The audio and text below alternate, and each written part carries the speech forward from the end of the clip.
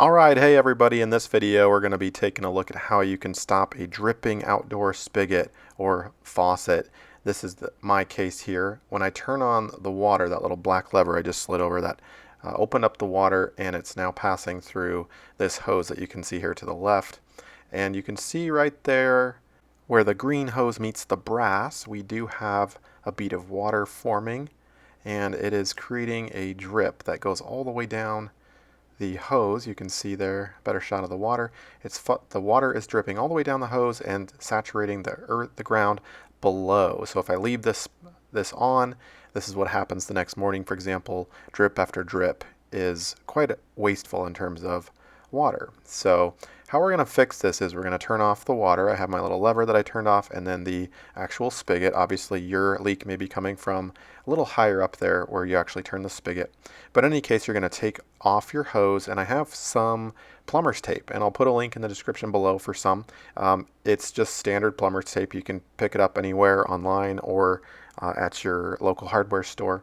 And we're going to be wrapping the plumber's tape in the direction of the threads on your spigot.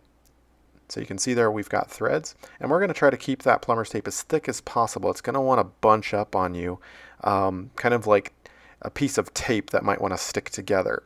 So the idea is here to fan it out and to keep it as wide as possible, and then just wrap it around several times, and again going with the threads. In other words, when you go to twist or screw your hose back on, kind of like this, you're going to be turning it, and you don't want to unthread that plumber's putty or that plumber's tape that you just put on there. So this is how you do it.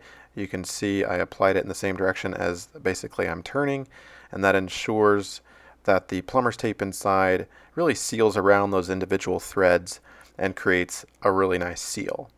And so let's test it out here. I'll turn my water supply back on full steam, and you can see we are indeed pretty dry.